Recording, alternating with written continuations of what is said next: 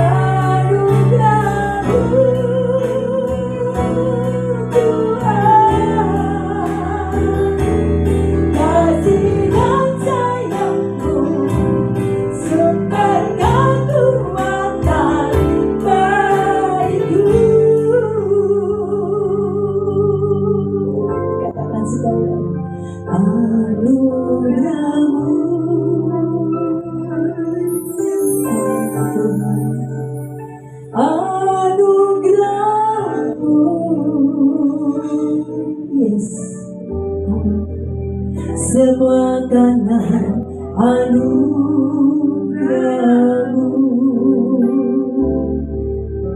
bukan karena kekuatanku.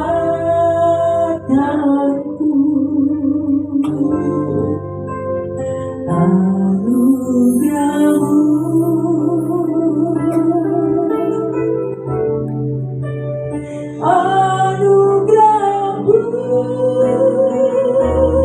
Tuhan, kasih dan sayang-Mu, sumber kekuatan bagiku. Anugerah-Mu, anugerah-Mu Tuhan, anugerah-Mu.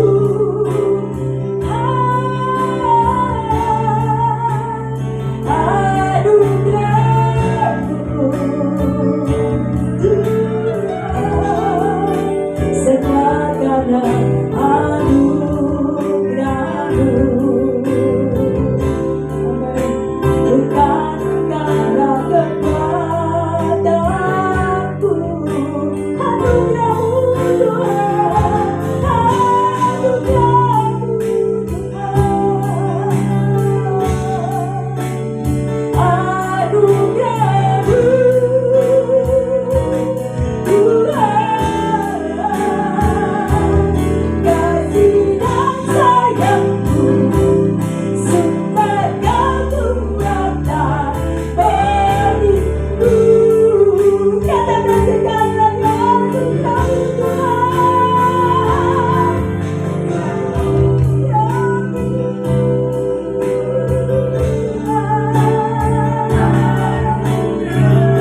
Anugerah-Mu sungguh besar bagiku.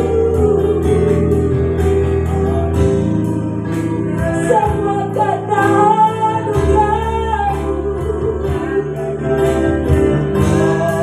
bukan karena kekuatanku Tuhan. Anugerah-Mu besar bagiku. Anugerah-Mu Tuhan, kasih dan sayang-Mu, sumber kekuatan bagiku.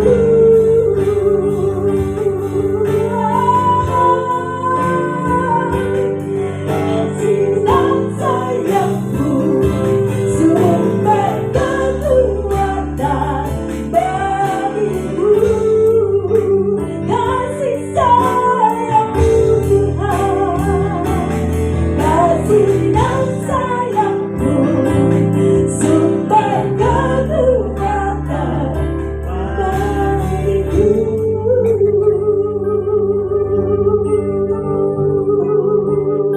Ku sembah Engkau Tuhan, sebab Engkau baik.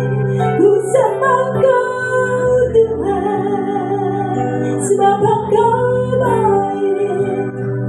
Anugerah-Mu Tuhan, memberkati hidupku.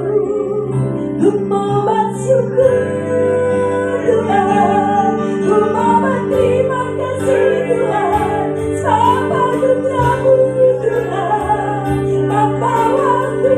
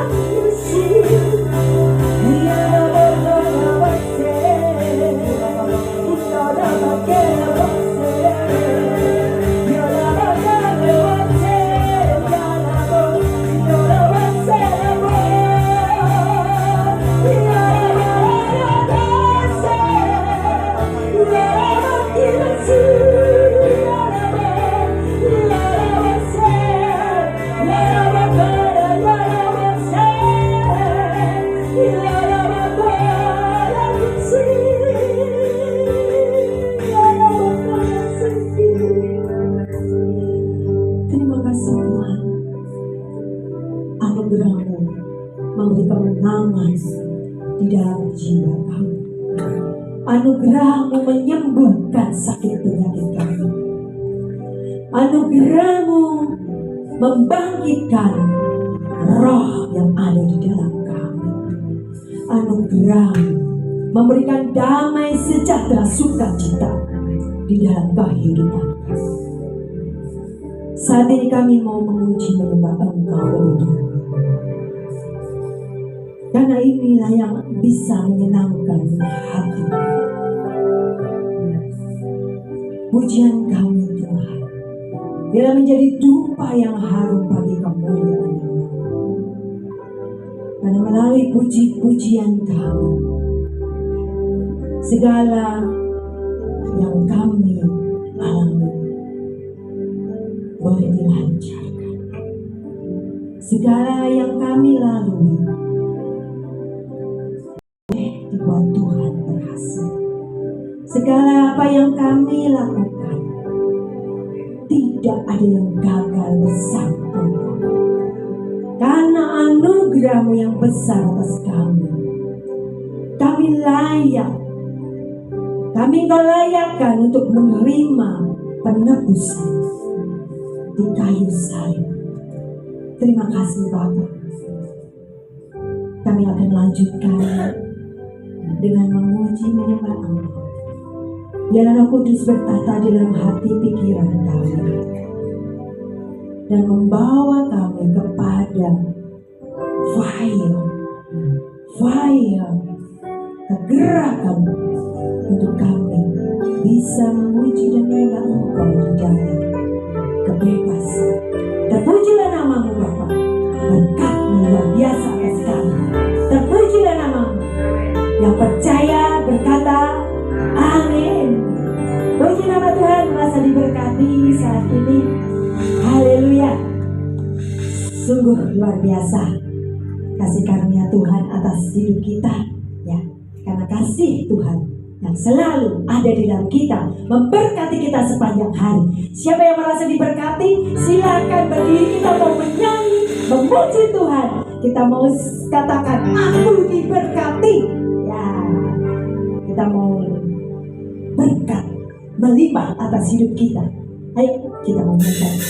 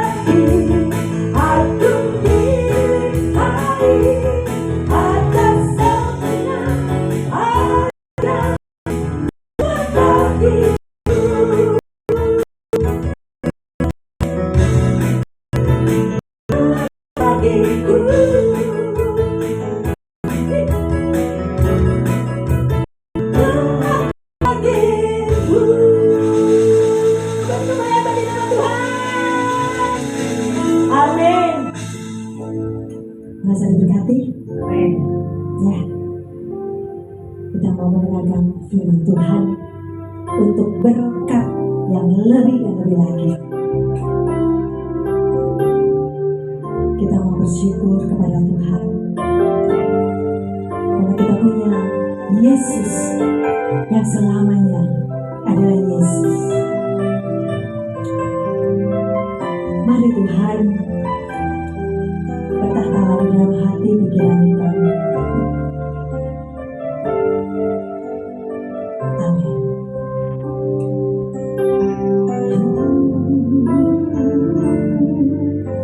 Dalam segala keadaan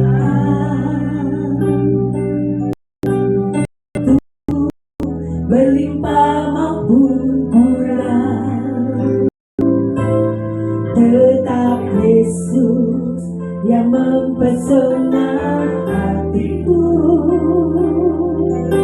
yang beri damai dan kesempatan baru.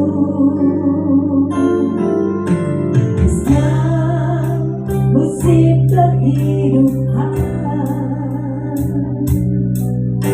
waktu kuat maupun lemah, tetap Yesus yang mempesona hatiku, dia hidup berkesempatan baru.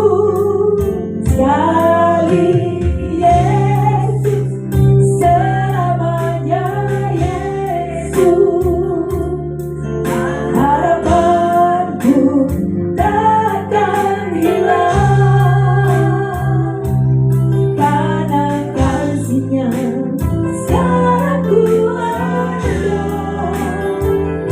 Oh Yesusku, ku cinta Kau selamanya. Katakan sekali lagi, dalam setiap musim kehidupan, dalam musim kehidupan, waktu ku kuat maupun lemah, waktu ku kuat maupun lemah, tetap Yesus yang mempesona hatiku, tetap Yesus yang mempesona hatiku, yang beri damai dan kesempatan baru.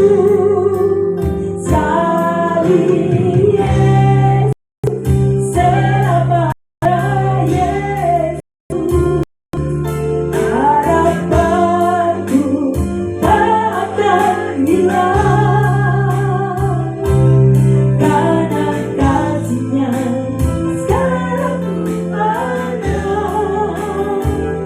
Oh Yesus, ku cinta Kau selamanya. Sekali Yesus, selamanya Yesus, harapanku takkan hilang, karena kasih-Nya sekarang ku ada. Oh Yesusku, ku cinta Kau selamanya. Katakan sekali Yesus, selamanya Yesus, harapanku takkan hilang, karena kasih-Nya sekarang ku ada. Oh Yesusku, ku cinta Kau selamanya.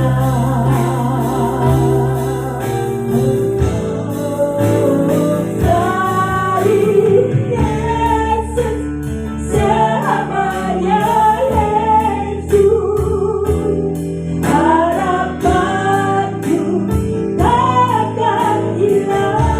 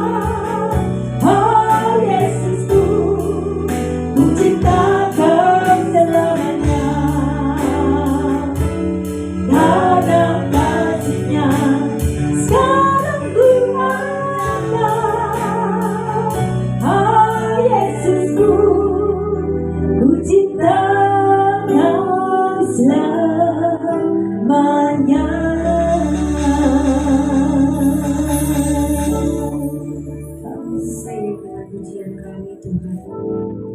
Selamanya tetap Engkau, sekali Yesus, selamanya Yesus. Biarlah hati kami hanya berpaut kepada-Mu. Kami mau Tuhan saat ini merenungkan sebagian dari firman yang menguatkan kami, mengokohkan iman kami, agar kami tetap berpegang pada Engkau ya Bapa, bergantung pada-Mu. Hamba-Mu yang saat ini Kau percayakan untuk menyampaikan kebenaran firman-Mu. Berkati hamba-Mu Tuhan, dan keterbatasan waktu saat ini Tuhan ambil bagian, turut berbicara melalui hamba-Mu. Terima kasih ya Tuhan. Setiap kami yang mengikuti secara live streaming maupun onsite di tempat ini, kami semua terberkati oleh firman-Mu. Terima kasih ya Bapa, di dalam nama-Mu kami serahkan waktu ini. Amin. Ya, selamat siang menjelang, selamat pagi menjelang siang ya, saudaraku. Baik, kita yang ada di tempat ini maupun yang mengikuti secara live streaming. Saudara, mungkin saat ini saya sedang mengalami gangguan kesehatan, jadi suaranya tidak maksimal. Saudara, apa respon kita ketika saat kita mengalami masalah? Mungkin kita perlu waktu yang lama untuk menemukan satu solusi bagi setiap persoalan permasalahan yang kita hadapi. Atau kita sedang mengalami sakit penyakit yang lama sekali ya. Kita mengalami kelemahan tubuh misalnya. Sembuhnya itu lama. Padahal kita sudah berdoa, kita sudah berupaya manusia, kita sudah berobat, belum menemukan kesembuhan atau mendapatkan kesembuhan. Persoalan yang kita hadapi tidak ada solusinya. Ya, kita berpikir kapan nih Tuhan akan menyelesaikan. Kita sudah berdoa seperti itu. Kita mungkin sudah sharing ya, dengan saudara-saudara kita. Bahkan kita sudah berusaha secara manusia menemukan solusi itu, tapi kita belum mendapatkan. Kemudian bisa saja kita berpikir, setiap kali saya baca firman, firman ini nggak ngefek gitu ke saya. Lalu mungkin ada di antara kita berpikir, apa ya yang salah dengan saya? Kira-kira saya itu salah apa ya sama Tuhan? Kok sepertinya Tuhan itu tutup telinga atas doa-doa saya? Nah saudara, saat ini kita mau belajar ya. Secara tidak langsung dengan sikap kita dalam tanda kutip, kita meremehkan hukum Tuhan. Dan ini merupakan awal dari ketidaktaatan kita akan firman. Saudara, kita mau lihat dari satu kisah ya, yaitu tentang Hofni dan Pinehas. Siapa mereka? Mereka adalah anak-anak Imam Eli. Alkitab mencatat bahwa raja-raja Yehuda jatuh karena mereka hidup dalam dosa dan melakukan ketidakadilan di hadapan Tuhan. Raja-raja tersebut memerintah dengan menindas dan memperlakukan orang asing dengan tidak adil. Bahkan anak yatim, janda-janda diperlakukan secara keras, dan juga terjadi penumpahan darah atas orang-orang yang tidak bersalah. Kalau kita melihat dalam Yeremia 22 ayat yang ketiga, celakanya mereka itu tidak bertobat dan tidak melakukan hal yang benar dan adil di hadapan Tuhan. Mereka memilih untuk melawan Tuhan. Ini ditunjukkan melalui sikap mereka untuk memilih hidup tidak setia, memberontak terhadap teguran Tuhan. Dengan demikian, hukuman Tuhan tidak terelakkan atas umat yang tidak mau bertobat. Nah, kita bisa tarik benang merahnya di situ ya. Dalam perjanjian baru, itu dari perjanjian lama ya, raja-raja Yehuda itu, maka kita akan mendapati bahwa keturunan Yoyakim dipangkas dari silsilah keturunan Raja Daud. Kalau nanti ada ya Alkitab di sekitar Bapak Ibu Saudara yang mengikuti secara live streaming, dalam Matius 1 ayat 1 sampai 13 ya. Tidak ada nama Yoyakim di situ. Dipangkas ya, karena memang Yoyakim sudah melakukan hal yang mengecewakan di hadapan Tuhan. Ini menggambarkan bahwa kejahatan yang dilakukan oleh Raja Yoyakim dan keturunannya adalah sesuatu hal yang tidak dapat ditoleransi oleh Tuhan. Nah, belajar dari sejarah melalui raja-raja Israel ini dapat dipelajari bahwa setiap dosa yang dilakukan pasti akan menerima balasan di hadapan Tuhan sesuai dengan hasil perbuatan manusia. Oleh karena itu, saat ini mari kita belajar melakukan hal yang benar dan memperhatikan dengan sungguh-sungguh setiap firman Tuhan yang diterima dan dipelajari. Ketika kita mulai mengabaikan, meremehkan firman Tuhan, hal ini merupakan awal dari ketidaktaatan kita kepada Tuhan. Kita mau belajar bahwa meremehkan hukum Tuhan itu adalah awal dari ketidaktaatan. Kita buka dalam 1 Samuel pasal yang kedua ayat 11 sampai dengan ayat yang ke-17 saja. Ada 26 ayat di situ, tapi kita akan baca sampai ayat yang ke-17. Kejahatan anak-anak Eli. 1 Samuel pasal yang kedua ayat 11 sampai 17. Dikatakan, lalu pulanglah Elkana ke Rama, tetapi anak itu menjadi pelayan Tuhan di bawah pengawasan Imam Eli. Adapun anak-anak laki-laki Eli adalah orang-orang dursila. Mereka tidak mengindahkan Tuhan ataupun batas hak para imam terhadap bangsa itu. Setiap kali seorang mempersembahkan korban sembelihan, sementara daging itu dimasak, datanglah bujang imam membawa garpu bergigi 3 di tangannya dan mencucukkannya ke dalam bejana atau ke dalam kuali atau ke dalam belanga atau ke dalam periuk. Segala yang ditarik dengan garpu itu ke atas diambil imam itu untuk dirinya sendiri. Demikianlah mereka memperlakukan semua orang Israel yang datang ke sana, ke Silo.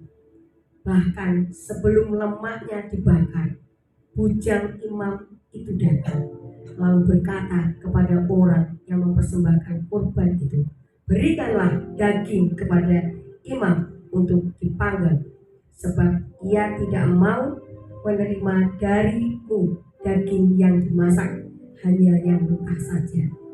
Apabila orang itu menjawab, bukankah lemak itu harus dibakar dahulu, kemudian barulah ambil bagimu sesuka hatimu, maka berkatalah ia kepada orang itu, sekarang juga harus kau berikan, kalau tidak aku akan mengambilnya dengan kekerasan. Dengan demikian sangat besarlah dosa kedua orang muda itu di hadapan Tuhan, sebab mereka memandang rendah kurban untuk Tuhan. Saudaraku, ini kelakuan Hofni dan Pinehas, anak-anak Imam Eli. Di situ dikatakan ya, di ayat yang ke-12a, disebut sebagai anak-anak dursila. Terjemahan dari ayat itu ya, anak-anak Eli itu dikatakan anak-anak Belial. Ya. Belial itu terdiri dari teks Ibrani itu Beli Yaal. Ya. Beli itu berarti tidak atau tanpa, Yaal itu dipakai bernilai dan berguna. Jadi kalau dua kata itu digabung ya, artinya tidak bernilai dan tidak berguna. Maksud dari konsep nama Belial ini menjadi nama utama dari panggilan kejahatan atau setan. Ya, makanya kalau di ya, perjanjian baru ya kita lihat ada ya bisa bernama Belial gitu ya. Nah, anak-anak Imam Eli ini disebut sebagai anak-anak dursila atau bisa dikatakan Belial. Artinya tidak bernilai, tidak berguna sebenarnya. Lalu kita lanjutkan di ayat yang ke-12b ya. Tidak mengenal dan tidak mau tahu Tuhan. Kata mengenal dalam bahasa Ibrani itu ada menggunakan kerja dia. Ya, kenal. Kata ini bisa diartikan sebagai tahu atau kenal secara dekat dan mendalam. Nah, anak-anak Imam Eli ini dan Pinehas ini tidak memiliki pengenalan yang personal atau akrab dengan Tuhan, karena mereka tidak punya sikap hormat kepada Tuhan. Mereka pasti diajarkan firman Tuhan yang namanya saja anak pendeta ya. Selalu imam itu kan pendeta sekarang ya, atau gembala begitu dalam suatu gereja. Pasti orang tuanya Imam Eli ini selalu memberitakan satu firman Tuhan, selalu dibacakan, tetapi itu hanya sebagai satu, seperti kayak didongengin gitu ya oleh Eli. Padahal itu yang disampaikan oleh Eli kepada anak-anaknya itu adalah firman Tuhan, Taurat ya. Ketika Eli menyampaikan Taurat kepada bangsa Israel, mereka berdua ada di situ. Bahkan mereka berdua itu karena mereka anaknya imam ya, jadi secara hierarki begitu ya, mereka otomatis bisa disejajarkan dengan deretan para imam. Bahkan mereka sekali waktu ketika Eli berhalangan, mereka diminta untuk memimpin ibadah di situ. Selalu diajarkan firman, tetapi mereka memang sengaja tidak mau menghargai atau menghormati firman Tuhan. Sikap ini terwujud secara praktis yang dilakukan mereka di hadapan para umat, bahkan secara terbuka ya, tidak bisa menjadi contoh bagi umat Israel. Selain itu juga Hofni dan Pinehas ini, anak-anak Imam Eli ini melanggar ketetapan hukum Taurat. Umat Israel sudah tahu ya hak-haknya imam itu seperti apa. Jadi setiap ada korban bakaran yang dipersembahkan oleh umat ya, pasti akan diberikan dulu kepada imam. Setelah diolah ya, diserahkan kepada Tuhan, dibakar ya, tanpa imam itu meminta pasti sudah diserahkan. Ya, setiap orang ketika datang sedang menyembelih hewan kurban ya, ini besok itu ya saudara kita yang beragama Muslim Islam ya, mereka ini sedang persiapan ya untuk besok ada Idul Adha ya, hari apa kurban ya, hari raya kurban ya. Ini seperti itu ceritanya ya. Jadi mereka membawa hewan kurban ya untuk diserahkan kepada imam ya, diolah dulu. Tetapi ini orang dua ini, Hofni dan Pinehas ini, ketika kurban itu diserahkan ke Mesbah, mereka sudah bawa ya, garpu. Lalu daging itu ketika sedang direbus ya, langsung ditunjuk dagingnya itu, diambil yang bagus-bagus. Ya. Nah setelah itu, padahal itu sedang dalam proses persembahan kepada Tuhan. Gak sopan kedua anak ini, karena dia merasa saya kan imam, dan saya termasuk imam. Bapak saya Imam Eli. Siapa yang gak kenal Imam Eli? Semua pasti kenal. Nah umat yang lihat tidak dapat berbuat apa-apa karena mereka menghargai Imam Eli. Tapi anak-anak ini bukan anak-anak yang baik, tidak bisa menjadi contoh. Bahkan mereka anak imam tetapi malah mencoreng nama besar ayahnya. Saya beberapa waktu yang lalu saya pelayanan di Lembaga Pelayanan Mahasiswa Indonesia. Waktu itu saya di Jakarta, saya pelayanan di Universitas Kristen Indonesia.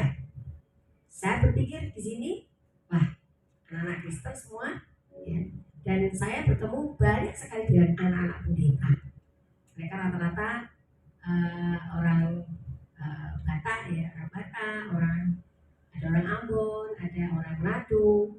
Ya, rata-rata mereka yang sekolah di situ orang Kristen. Namanya saja Universitas Kristen Indonesia. Saya bilang, wah ini orang-orang baik. Ternyata tidak. Suatu saat saya pernah melayani anak perempuan. Ternyata bapaknya itu pendeta di HKBP. Ya. Dan cukup saya tahu namanya. Ya walaupun saya tidak pelayanan di gereja HKBP, tapi saya pernah mendengar nama itu, cukup terkenal. Saya ketemu dengan anaknya beliau di UGI itu. Waktu saya lihat anak ini, saya heran. Saya waktu dia bilang, dia cerita saya anaknya pendeta ini kak, saya kaget karena penampilannya sama sekali tidak menunjukkan dia anak pendeta. Dan lebih kaget lagi dia mengatakan begini, saya kecewa dengan bapak saya. Bapak saya itu tahu firman, tapi dia tidak bisa melakukannya. Dan dia membuat saya jadi seperti ini. Ya, Saya memang sengaja melawan bapak saya kaget dan saya melayani dia. Dia menceritakan apa yang pernah dia lakukan, ya segala sesuatu. Dan waktu itu karena saya waktu itu baru selesai dari lulus dari sekolah teologi, terus saya bergabung dengan lembaga pelayanan mahasiswa, self training gitu ya. Saya merasa setiap orang pasti baik-baik saja, lagi yang namanya anak pendeta baik. Suami saya anak pendeta baik, tapi dia baik, dia tidak seperti anak-anaknya Imam Eli, ya, pelayanan juga. Nah, waktu itu saya layani, dia akhirnya dekat dengan saya dan sampai sekarang tapi saya kehilangan nomor kontaknya. Dia jadi baik, dia jadi tahu ternyata saya seorang anak hamba Tuhan, saya diberkati, ya, baru mengerti itu.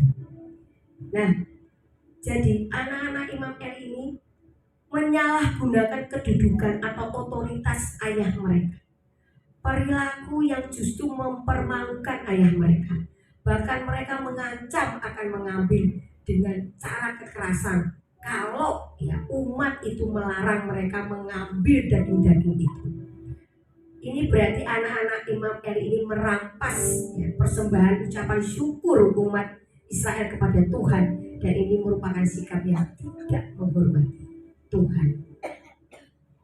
Tidak berhenti sampai di situ. Di ayat yang ke-25 kalau kita lihat dalam pembacaan kita, saya satu sampai pasal yang kedua, ayat yang ke-25 dikatakan bagaimana?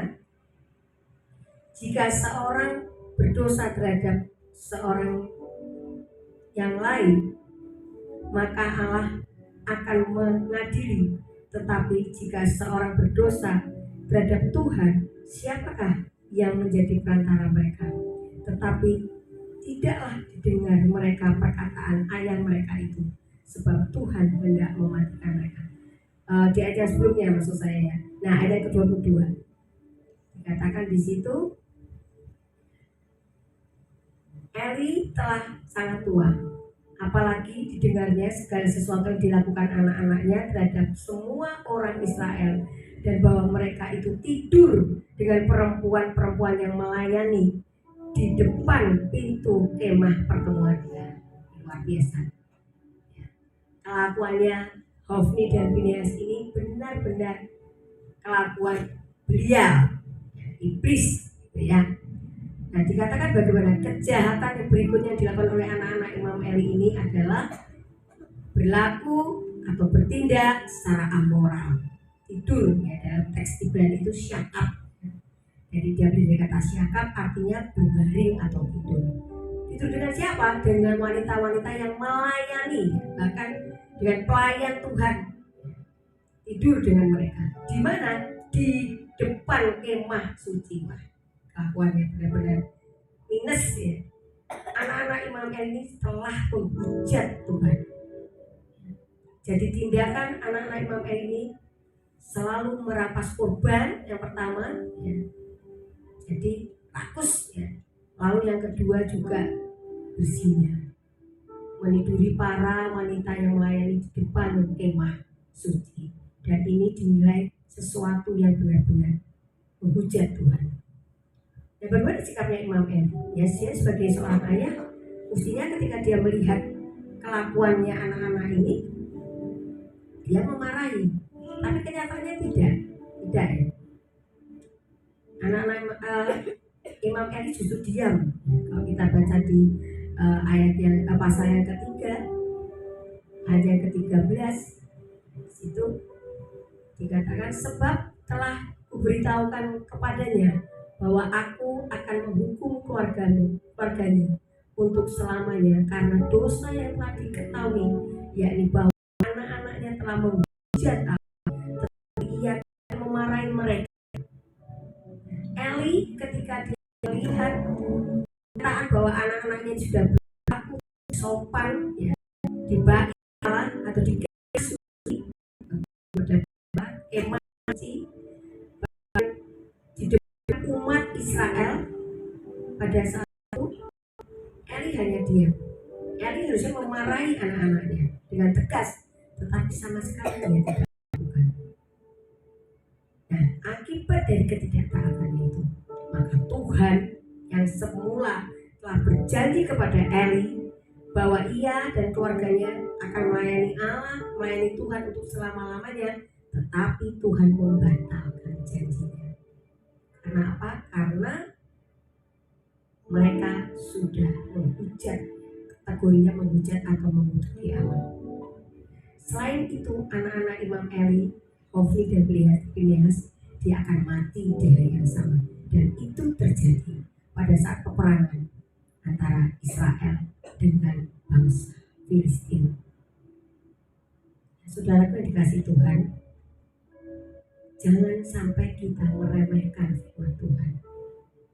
Namun kita harus menjunjung tinggi firman Tuhan sebagai otoritas yang tertinggi yang mengatur kehidupan kita sehari-hari. Ada lagu yang firman-Mu berita bagi kakiku, terang bagi jalanku. Firman-Mu berita bagi kakiku, terang bagi jalanku. Waktu ku bimbang dan hilang jalanku, tetaplah Kau di sisiku. Dan takkan ku takut asal Kau di dekatku, besertamu selamanya.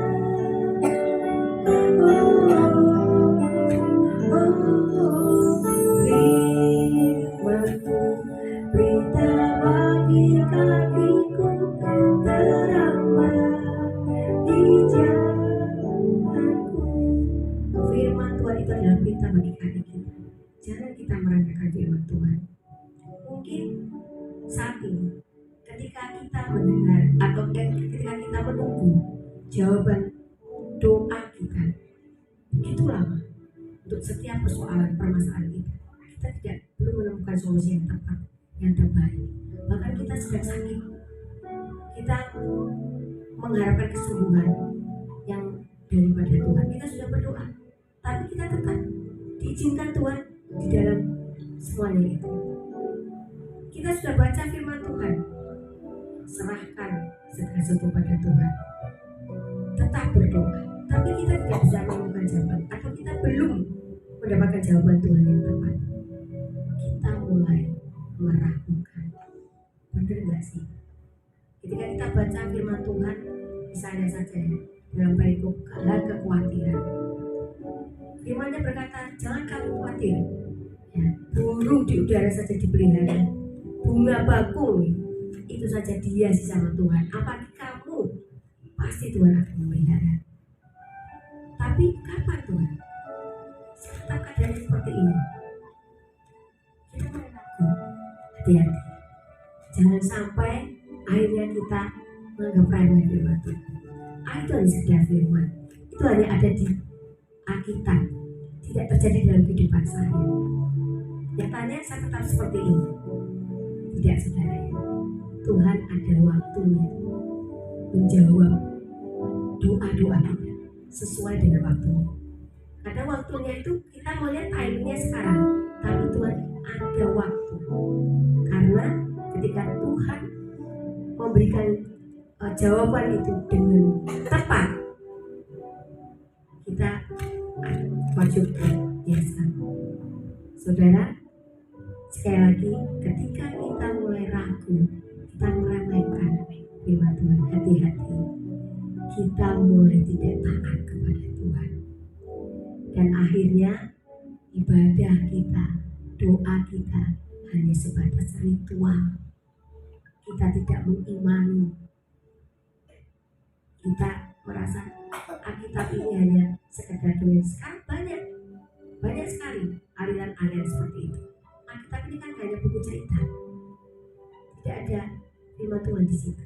Hati-hati saudara, jangan kita menjadi orang-orang seperti Hofni dan Pinehas, seorang anak iman, tetapi hidupnya tidak jadi berkat, bahkan mempermalukan kedua orang tuanya. Mari saudaraku yang secara live streaming juga, ketika kita punya anak-anak, sejak kecil didiklah mereka dengan firman Tuhan. Saya punya 2 orang anak dan kebetulan mereka keduanya laki-laki. Saya selalu mengajarkan mereka, ayo berdoa, baca Alkitab, karena setiap kali ada guru mereka sekolah di sekolah Kristen, setiap pagi guru selalu mengajak mereka membaca Alkitab, berdoa saat itu 15 menit, ya, karena sekolah Kristen seperti itu. Tetapi mereka juga setiap kali makan, oh ya, berdoa, ya berdoa.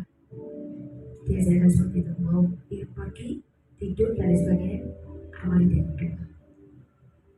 Mari saudara, kita mulai jadi teladan bagi anak-anak kita. Mungkin kita saat ini, saya di gereja, saya bukan kategori pelayan Tuhan, saya hanya jemaat biasa.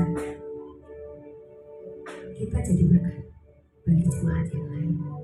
Sekali lagi, hari ini firman-Nya berkata, ketika kita mulai ragu, meremehkan, apalagi sampai meremehkan firman Tuhan, hati-hati, kita mulai jadi tidak taat kepada Tuhan. Kita mulai menjadi belot pada Tuhan, dan akibatnya fatal. Contoh yaitu Hofni dan Pinehas, anak-anak Imam Eli. Imam Eli bagaimana? Ya dihukum Tuhan juga, karena sebagai orang tua dia tidak bisa mendidik anaknya dengan baik, apalagi dia seorang imam. Mari saat itu kita merenungkan firman ini dalam hati kita. Tuhan, kalau suatu kali ketika doa-doaku belum Kau jawab, aku mulai meragukan firman-Mu, Tuhan ampuni aku Tuhan. Aku mau menjadi orang-orang yang taat kepada-Mu. Mari saudaraku, kita bersehati, kita mengevaluasi kehidupan kita. Kita berdoa kepada Tuhan dengan penuh ucapan syukur kita kepada Tuhan. Jangan sampai kita berdoa kepada Tuhan kalau kita memang butuh Tuhan saja, tidak. Tetapi ketika kita berdoa, kita mulai mengimani setiap firman yang Tuhan tulis dalam Alkitab. Kita mengimani janji-janji Tuhan itu berlaku juga pada kita sekarang.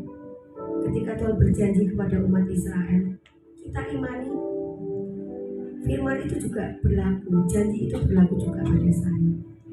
Tuhan pasti akan memulihkan saya, karena janji Tuhan itu ya dan amin. Firman-Nya luar biasa dalam kehidupan kita. Mari kita bersyukur kepada Tuhan. Kalau Tuhan senantiasa berikan kesempatan kepada kita, kita selalu bisa merenungkan firman Tuhan. Kita mengimani, meyakini bahwa Tuhan selalu bersama-sama dengan saya.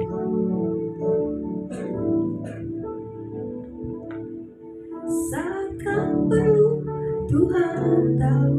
Saat kau minta, Tuhan ada. Saat percaya, Tuhan bekerja. Saat menangis, Tuhan tahu. Saat tegak, Tuhan dengar. Saat bersyukur, Tuhan berkati. Saat kau perlu, Tuhan tahu. Saat kau minta, Tuhan dengar.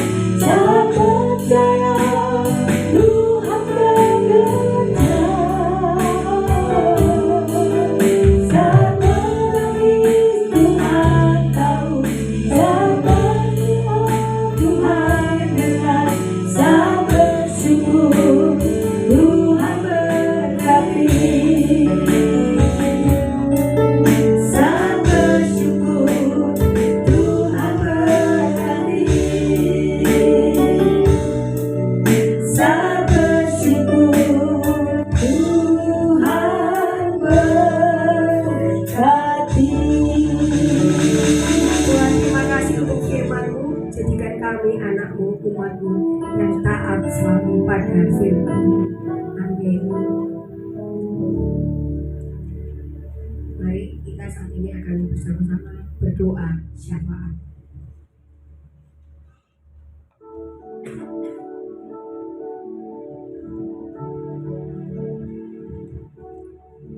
Terima kasih Tuhan.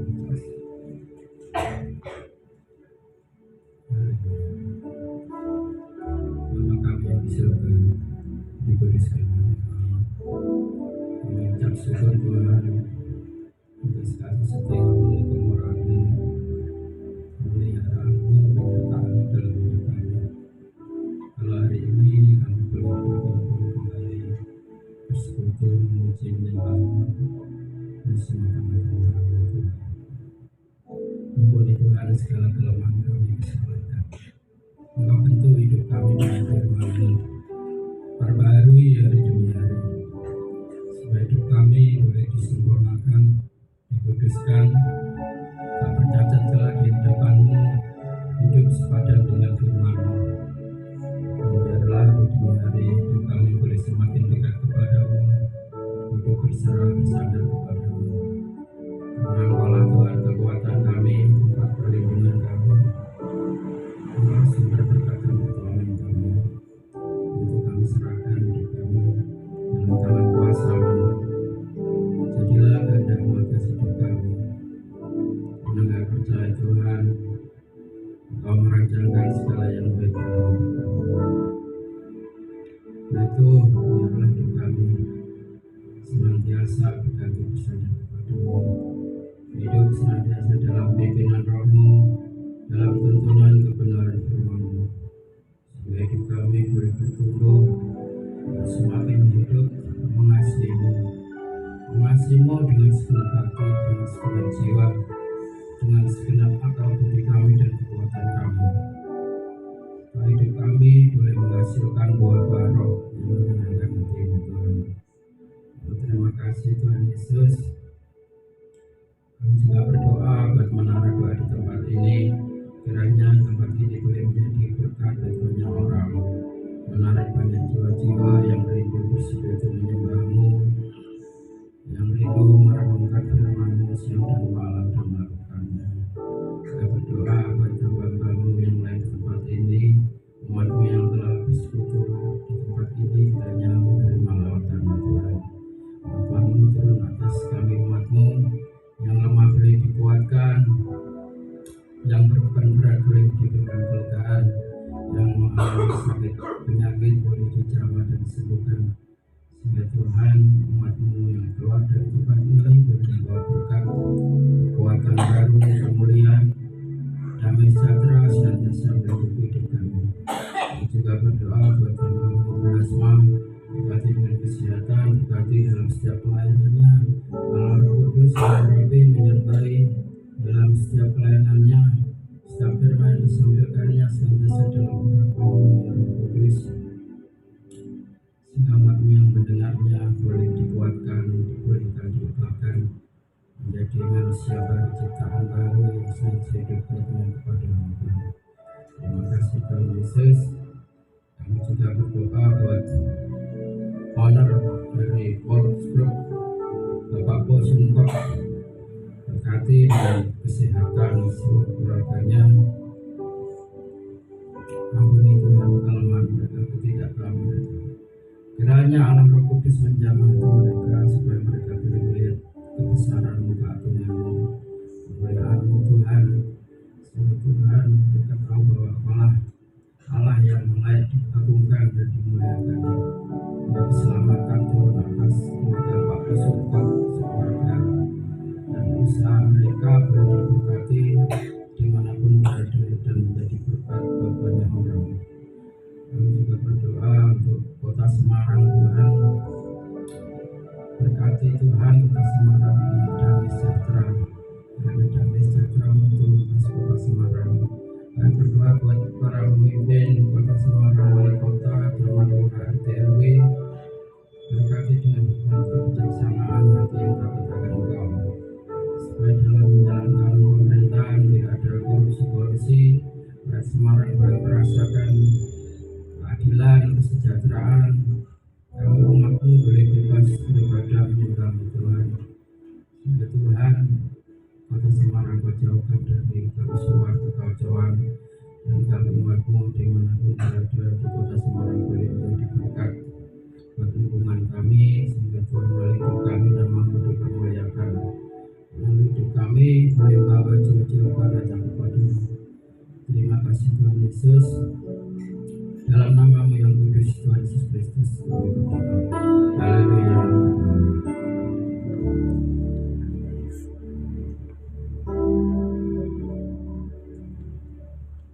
Puji nama Tuhan. Mari kita mau akhiri karena pakai berdiri kembali akhirnya yang pada akhir siang hari ini kita akan menyanyikan doa yang habis.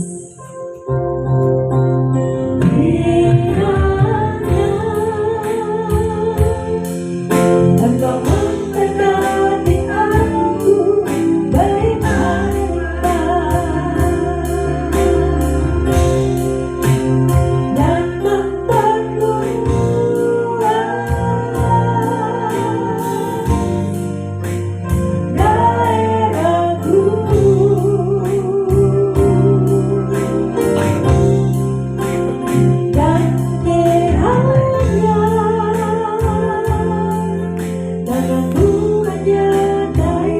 aku dan